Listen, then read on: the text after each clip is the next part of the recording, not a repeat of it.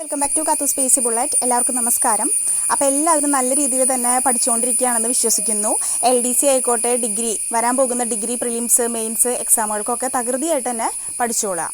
എപ്പോഴും പറയാനുള്ള കാര്യമാണ് നമ്മുടെ കറണ്ട് അഫെയർ, അതുപോലെ തന്നെ നോൺ GK പാർട്ട്, അതാണ് നമ്മൾ ഏറ്റവും കൂടുതൽ കോൺസെൻട്രേറ്റ് ചെയ്യേണ്ടത്. കാരണം LDC മാത്രമായിട്ട് എടുക്കുകയാണെങ്കിൽ 50 മാർക്ക് നമുക്ക് ഈ ഒരു സെക്ഷനിൽ നിന്നാണ്. നമുക്കറിയാം മലയാളം, ഇംഗ്ലീഷ്, അതുപോലെ തന്നെ മാത്സ് ആൻഡ് മെൻ്റൽ എബിലിറ്റിക്ക് 30 മാർക്കും കറണ്ട് അഫെയർ സെഷനിൽ 20 മാർക്കുമാണ് നമുക്ക് സ്കോർ ചെയ്യാനായിട്ട് സാധിക്കുന്നത്. അപ്പോൾ ഈ ഒരു മേഖല നല്ല രീതിയിൽ പഠിച്ചു കഴിഞ്ഞിട്ടുണ്ടെങ്കിൽ അവരായിരിക്കും റാങ്ക് ലിസ്റ്റിൽ എപ്പോഴും മുൻപന്തിയിൽ നിൽക്കാറുള്ളത്. അപ്പോൾ ഈ ഒരു ഏരിയ എപ്പോഴും റിവൈസ് ചെയ്തുകൊണ്ടേ ഇരിക്കുക, മാർക്ക് പോകാണ്ട് ശ്രദ്ധിക്കുക. ഇനി നമ്മൾ ഓൾറെഡി കറണ്ട് അഫെയർസിൻ്റെ ക്ലാസ്സുകളൊക്കെ ചെയ്തിട്ടുണ്ടായിരുന്നു. കഴിഞ്ഞ തവണ LDക്കൊക്കെ 20 16 മാർക്കോളം അന്ന് നടന്നിട്ടുള്ള 10th മെയിൻസ് എക്സാമുകൾക്കൊക്കെ ലഭിച്ചിട്ടുണ്ടായിരുന്നു. അപ്പോൾ അതിൻ്റെ പ്ലേലിസ്റ്റ് പ്ലേലിസ്റ്റായിട്ട് ആ ക്ലാസ്സുകളൊക്കെ കൊടുത്തിട്ടുണ്ട്. നമ്മുടെ കാത്തു സ്പേസി ബുള്ളറ്റിൻ്റെ ചാനലിൽ പ്ലേലിസ്റ്റിൽ പോയിട്ട് നോക്കിയിട്ടുണ്ടെങ്കിൽ 75 ടോപ്പിക്കോളം ഉള്ള കറണ്ട് അഫെയർ ക്ലാസ്സുകൾ നിങ്ങൾക്ക് കാണാനായിട്ട് സാധിക്കും. അപ്പോൾ അതും ഇമ്പോർട്ടൻ്റ് ആയിട്ടുള്ള ഏരിയകളൊക്കെ പഠിച്ചാൽ വളരെയധികം നല്ലതായിരിക്കും ഈ ഒരു എക്സാമിന്. ഓക്കെ, ഇനി ഞാൻ ഇന്ന് മുതൽ ആരംഭിക്കുന്നത് ടോപ്പിക് വൈസ് കറണ്ട് അഫെയർ ആണ്. അപ്പോൾ എല്ലാ ദിവസവും 10 ചോദ്യങ്ങളുടെ കറണ്ട് അഫെയർ ക്ലാസ് ആയിരിക്കും ഉണ്ടാവുക. വളരെയധികം ഇമ്പോർട്ടൻ്റ് ആയിട്ടുള്ള ക്വസ്റ്റ്യൻസ് മാത്രമാണ് ഉൾപ്പെടുത്തിയിട്ടുള്ളൂ. ഷുവർ ഷോർട്ടാണ്. ഓക്കെ, അപ്പോൾ എല്ലാവർക്കും ക്ലാസ്സിലേക്ക് സ്വാഗതം. അപ്പോൾ ഇന്നും ആദ്യത്തെ ക്ലാസ്സാണ്. അപ്പോൾ 10 ചോദ്യങ്ങളാണ് ഉൾപ്പെടുത്തിയിട്ടുള്ളത് കേട്ടോ. ഒന്നാമത്തെ ചോദ്യം, കേന്ദ്ര മുഖ്യ വിവരാവകാശ കമ്മീഷണർ, നിലവിൽ കേന്ദ്ര മുഖ്യ വിവരാവകാശ കമ്മീഷണർ ഹീരാലാൽ സമരിയയാണ്. ഓക്കെ, എപ്പോഴും ചോദിക്കുന്ന ഒരു ഏരിയയാണ് വിവരാവകാശ കമ്മീഷൻ, നമുക്ക് എടുത്ത് ചോദിക്കാറുണ്ട്. അപ്പോൾ ഇപ്പോഴത്തെ കേന്ദ്ര മുഖ്യ വിവരാവകാശ കമ്മീഷണർ ഹീരാലാൽ സമരിയ, മറക്കരുത്. നെക്സ്റ്റ്, സംസ്ഥാന മുഖ്യ വിവരാവകാശ കമ്മീഷണർ V. ഹരി നായരാണ്. ഓക്കെ, സംസ്ഥാന മുഖ്യ വിവരാവകാശ കമ്മീഷണർ V. ഹരി നായർ.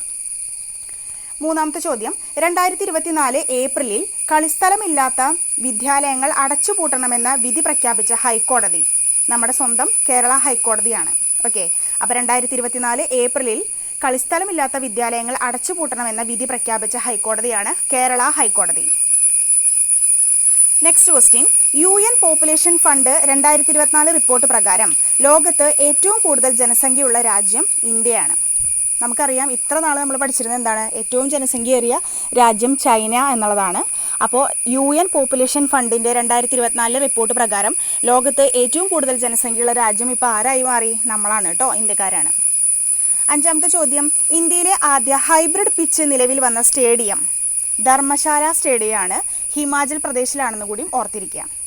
ഇന്ത്യയിലെ ആദ്യത്തെ ഹൈബ്രിഡ് പിച്ച് നിലവിൽ വന്ന സ്റ്റേഡിയം ധർമ്മശാല സ്റ്റേഡിയം, ഹിമാചൽ പ്രദേശ്.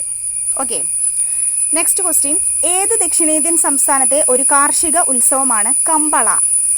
കർണാടകയിലെ ഒരു കാർഷിക ഉത്സവമാണ് കമ്പള. അപ്പോൾ കൃഷി എന്നുള്ളൊരു ഏരിയ തന്നെ നമുക്ക് പഠിക്കാണ്ടല്ലേ, സിലബസിൽ എടുത്ത് പറഞ്ഞിട്ടുണ്ട്. അപ്പോൾ അതൊക്കെ ആനുകാലിക സംഭവങ്ങളായിട്ട് കണക്ട് ചെയ്തിട്ട് ചോദ്യങ്ങൾ വരാറുണ്ട്. അപ്പോൾ ഏത് ദക്ഷിണേന്ത്യൻ സംസ്ഥാനത്തെ കാർഷിക ഉത്സവമാണ് കമ്പള? കർണാടകയിലെ ഒരു കാർഷിക ഉത്സവമാണ് കേട്ടോ. അടുത്ത ചോദ്യം, ആരുടെ ജീവിതകഥ പറയുന്ന സിനിമയാണ് നളിനകാന്തി? T. പത്മനാഭൻ്റെ ജീവിതകഥ പറയുന്ന സിനിമയാണ് Nalinakanthi. Okay, Nalinakanthi T. Padmanabhan. Okay, സാഹിത്യം എന്നുള്ള ഏരിയയിൽ നമുക്ക് ഒരുപാട് ചോദ്യങ്ങളൊക്കെ പ്രതീക്ഷിക്കണം. കല, കായികം, സംസ്കാരം, സാഹിത്യം, സംസ്കാരം, അങ്ങനത്തെ സംഭവങ്ങളൊക്കെ നമ്മൾ തീർച്ചയായിട്ടും കറണ്ട് അഫെയറിന് കൂടുതൽ പ്രാധാന്യം കൊടുത്ത് പഠിക്കുക കേട്ടോ. അപ്പോൾ T. പത്മനാഭൻ്റെ ജീവിതകഥയാണ് നളിനകാന്തി എന്ന പേരിൽ സിനിമയാക്കുന്നത്. എട്ടാമത്തെ ചോദ്യം, പഠന നിലവാരത്തിൽ പിന്നിലുള്ള കുട്ടികളെ അധ്യാപകർ വീട്ടിലെത്തി പിന്തുണ നൽകുന്ന പദ്ധതി വീട്ടുമുറ്റത്തെ വിദ്യാലയം. ഓക്കെ, വീട്ടുമുറ്റത്തെ വിദ്യാലയം എന്നുള്ളതാണ് ആ പദ്ധതിയുടെ പേര്. എന്താണ്? പഠന നിലവാരത്തിൽ പിന്നിലുള്ള കുട്ടികളെ അധ്യാപകർ വീട്ടിലെത്തി പിന്തുണ നൽകുന്ന പദ്ധതി വീട്ടുമുറ്റത്തെ വിദ്യാലയം. 9th ക്വസ്റ്റ്യൻ, 2024 ഏഷ്യൻ ടെലികോം അവാർഡിൽ ഇൻഫ്രാസ്ട്രക്ചർ ഓഫ് ദ ഇയർ പുരസ്കാരം നേടിയത് നമ്മുടെ കെ ഫോണാണ്. 2024 ഏഷ്യൻ ടെലികോം അവാർഡിൽ ഇൻഫ്രാസ്ട്രക്ചർ ഓഫ് ദ ഇയർ പുരസ്കാരം നേടിയത് കെ ഫോണാണ്. ഇമ്പോർട്ടൻ്റ് ആണ് കേട്ടോ. ഇന്നത്തെ നമ്മുടെ ക്ലാസ്സിൻ്റെ ലാസ്റ്റ് ചോദ്യമാണ്, അർഹരായ മുഴുവൻ വിദ്യാർത്ഥികളെയും വോട്ടർമാരാക്കിയ രാജ്യത്തെ തന്നെ ആദ്യ ജില്ല കണ്ണൂർ ജില്ലയാണ് കേട്ടോ. അർഹരായ മുഴുവൻ വിദ്യാർത്ഥികളെയും വോട്ടർമാരാക്കിയ രാജ്യത്തെ തന്നെ ആദ്യത്തെ ജില്ല കണ്ണൂരാണ്. അപ്പോൾ ഈ 10 ക്വസ്റ്റ്യൻസാണ് ഇന്നത്തെ ക്ലാസ്സിൽ ഉൾപ്പെടുത്തിയിട്ടുള്ളത്. പിന്നെ അത്രയും ഇമ്പോർട്ടൻ്റ് ആയിട്ടുള്ള ഏരിയകൾ നമുക്ക് ടോപ്പിക് വൈസിലൂടെയും കവർ ചെയ്യാം. ഓക്കെ, അപ്പോൾ എല്ലാവർക്കും ക്ലാസ് മനസ്സിലായെന്ന് വിചാരിക്കുന്നു. അടുത്ത ക്ലാസ്സിൽ അടുത്ത 10 ചോദ്യങ്ങളായിട്ട് നമുക്ക് കാണാം. താങ്ക്